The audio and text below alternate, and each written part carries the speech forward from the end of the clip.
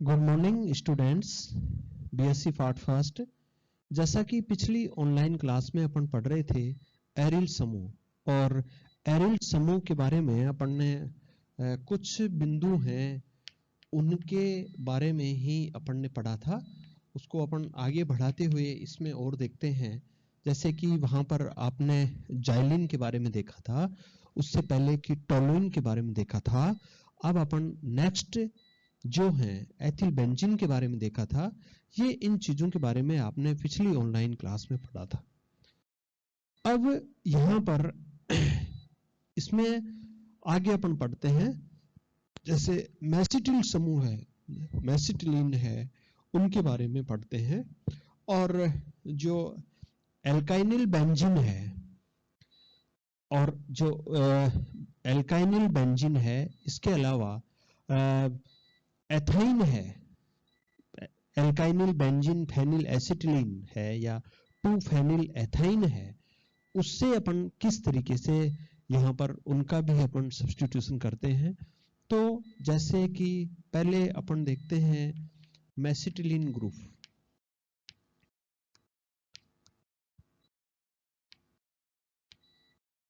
Mesitylene group, इसके अंदर आप ये देखते हैं कि यहाँ पर ये मेसिटिलीन तो है ही है, CH3, CH3 और CH3, और यहाँ पर ये इसकी फ्री वैलेंसी है। इस फ्री वैलेंसी में आप देखेंगे 1, 2, 3, 4, 5 और 6 है ना। तो यहाँ पर अपन क्या लिखेंगे, 2, 4, 6 ट्राई मैथिल फेनिल, ऐसे कह सकते हैं। या फिर जैसे इसको अपन मेसिटिलीन नाम है, तो यहाँ पर इसको अपन कहेंगे 1 मेसिटिल, ये एरिल ग्रुप हो जाएगा। ठीक है।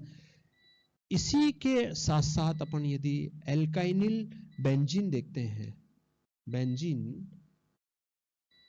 और बेंजीन में भी अपन जैसे एथीन का देखें, तो यहां बेंजीन एल्कीनिल, बेंजीन एल्काइनिल है, उसके बारे में भी अपन एरिल ग्रुप है, उसको अपन यहां पर लिखते हैं। तो यहां पर अपन एल्काइनिल है, उस एल्काइनिल जो बेंजीन है उसका एक एग्जांपल है स्टाइरिन। तो स्टाइरिन है, तो जैसे आप यहां पर देख ही रहे हैं कि ये बेंजीन है, और इस बेंजीन के यहां पर CH डबल बॉन्ड CH2। तो यदि यहां से एक हाइड्रोजन हट जाती है यहां पर CH double bond CH free, तो इसको अपन बोलते हैं स्टाइरिनिल। जैसे इसको स्टाइरिन तो बोलते ही हैं, स्टाइरिनिल ग्रुप बोलते हैं इसको, जिसमें ये स्टाइरिन है, स्टाइरिन, सॉरी, ये स्टाइरिन है, और स्टाइरिन और ये जो समूह बनता है उसको अपन बोलते हैं स्टाइरिल ग्रुप। ठीक है। तो यहां से भी अपन एक हाइड्रोजन को हटा करके यहां पर स्टाइरिल ग्रुप है वो अपन जनरेट करते हैं। इसी प्रकार से 2 फेनिल एथाइन है, 2 फेनिल एथाइन। देखिए 2 फेनिल एथाइन का मतलब होता है CH ट्रिपल बॉन्ड C, तो 1 और 2, और यहां पर ये फेनिल, तो ये 2 फेनिल एथाइन है। यहां से भी अपन एक हाइड्रोजन का यदि सब्स्टिट्यूशन कर दें इस तरीके से, तो यहां पर PH C triple bond C, तो इसको अपन बोलेंगे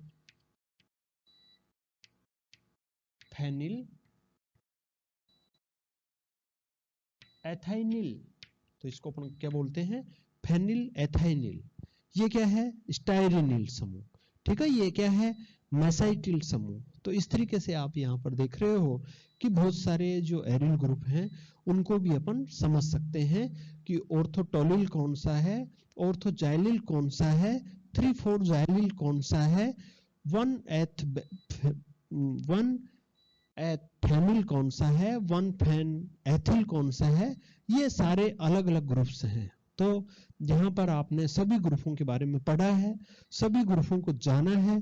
तो कई बार एग्जाम में इस तरीके से आते हैं कि निम्न का सूत्र लिखिए, ऐसे एग्जाम में पूछते हैं। और निम्न के सूत्र में आपको दे दिया ऑर्थोटोलिल, 2,4-जाइलिल, 1-मैसिटिल, स्टाइरिल। तो ये जो ग्रुप हैं, इन ग्रुप को आप इस तरीके से समझ सकते हैं और एग्जाम में इस प्रकार से इनको अपन राइट कर सकते हैं। उसके बाद में देखिए यहां पर अपन देखते हैं poly nuclear hydrocarbon.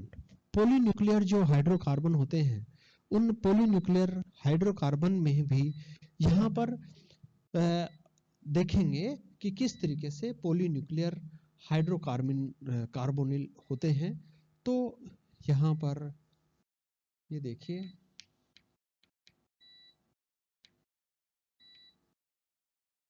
Polynuclear hydrocarbon,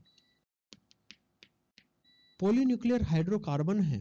इसमें क्या होते हैं कि एक से अधिक न्यूक्लियस होते हैं। जैसे आप यहां पर पढ़ रहे हैं कि जैसे बेंजीन है, इस बेंजीन में एक ही न्यूक्लियस है, ठीक है।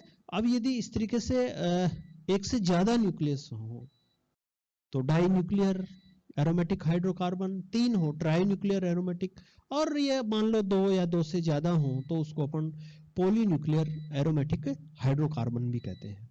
ये दोनों जो न्यूक्लियस होते हैं वो या तो एकल बॉन्ड के द्वारा एक दूसरे से सेपरेट होते हैं, या फिर दोनों न्यूक्लियस समान कार्बन एटम के द्वारा रिंग बनाते हैं। मतलब दोनों न्यूक्लियस हैं वो आपस में सेम कार्बन एटम से फ्यूज हो जाते हैं। तो इस तरीके से ये 2 टाइप के कंपाउंड्स का फॉर्मेशन करते हैं। जैसे आप इनको यूं भी लिख सकते हैं, जैसे ये है, ये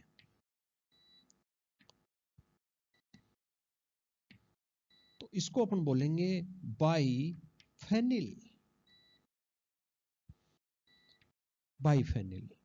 और बाइफेनिल है, इसमें आप देखिए 2 एरोमेटिक जो न्यूक्लियस हैं वो एक सिंगल बॉन्ड के द्वारा सेपरेट है। इसी तरीके से और भी कंपाउंड्स हैं, जैसे ये देखिए ये है, इस तरीके के कंपाउंड्स ये हैं, इस तरीके के कंपाउंड्स ये हैं। तो इनको अपन बोलते हैं टरफेनिल। तो ये जो कंपाउंड है ये टरफेनिल कंपाउंड्स कहलाते हैं, जो सिंगल बॉन्ड्स के द्वारा सेपरेट होते हैं।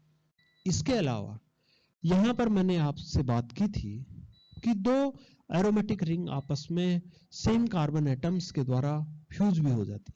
और जब दोनों एक दूसरे से फ्यूज्ड रिंग बनते हैं, यहां पर आप देख रहे हैं कि ये इस तरीके से दोनों यहां पर कॉमन कार्बन एटम के द्वारा फ्यूज हो रही है।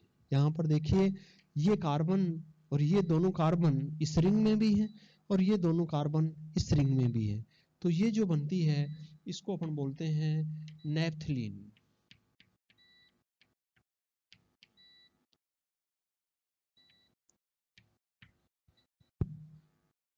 इसके अलावा यहां पर अपन देखते हैं कि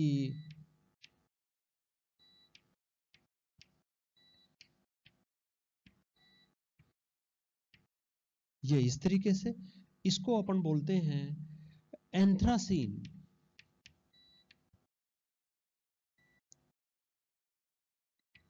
एंथ्रासीन, ठीक है। ऐसे ही आप देखिए कि यहां पर ये इस तरीके से भी जुड़ करके ऐसे भी यहां पर ये बनाते हैं, इसको अपन बोलते हैं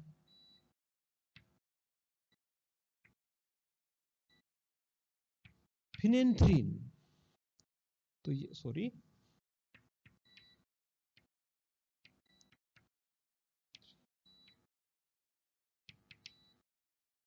फिनेंथ्रीन। तो यहां पर 3 रिंग फ्यूज्ड हैं, 3 रिंग फ्यूज्ड हैं, 2 रिंग फ्यूज्ड हैं। तो इस तरीके के कंपाउंड्स हैं, ये भी पॉलीन्यूक्लियर हाइड्रोकार्बन होते हैं। तो पॉलीन्यूक्लियर हाइड्रोकार्बन में आपने देखा कि किस तरीके से यहाँ पर ये जो हाइड्रोकार्बन है वो यहाँ पर जुड़े हुए रहते हैं, फिनेंथ्रीन के अंदर भी, एंथ्रासीन के अंदर भी और नेप्थलीन के अंदर भी। यहाँ पर आप ये जो बात करेंगे उसके बाद में अपन देखते हैं यहाँ पर जो बेंजीन वलय है उसके ऊपर यदि कोई क्रियात्मक समूह जुड़ा हुआ होता है तो फिर उसका किस तरीके से अपन नोमेनकल्चर करते हैं।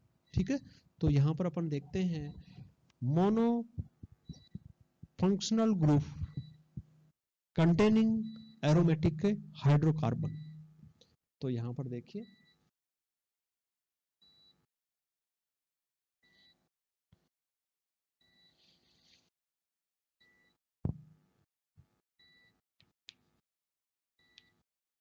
Mono functional group containing aromatic hydrocarbon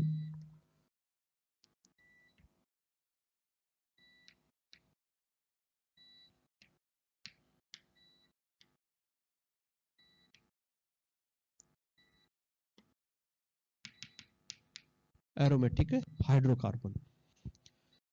यहां पर जैसे कि आप यूं देखिए फंक्शनल ग्रुप जैसे COOH, तो इसको अपन बोलते हैं बेंजोइक एसिड। ठीक है, यहां पर यदि मान लीजिए यहां पर जैसे नाइट्रो समूह जुड़ा हुआ है तो अपन नाइट्रो बोल करके अपन लिख देंगे नाइट्रो बेंजीन। यदि यहां पर NH2 समूह जुड़ा हुआ होता है तो NH2 समूह जुड़ा हुआ होगा तो अपन उसको बोलते हैं एनिलीन।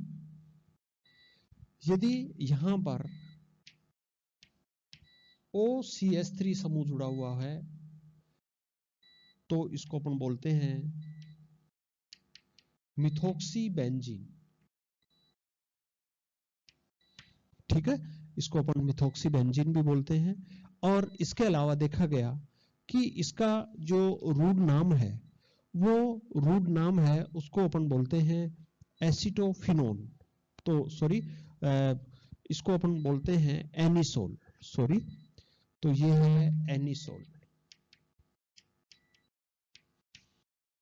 यदि यहां पर इस तरीके से यहां पर ये जुड़ा हुआ हो OC2H5 तो इसको अपन बोलेंगे एथोक्सी बेंजीन।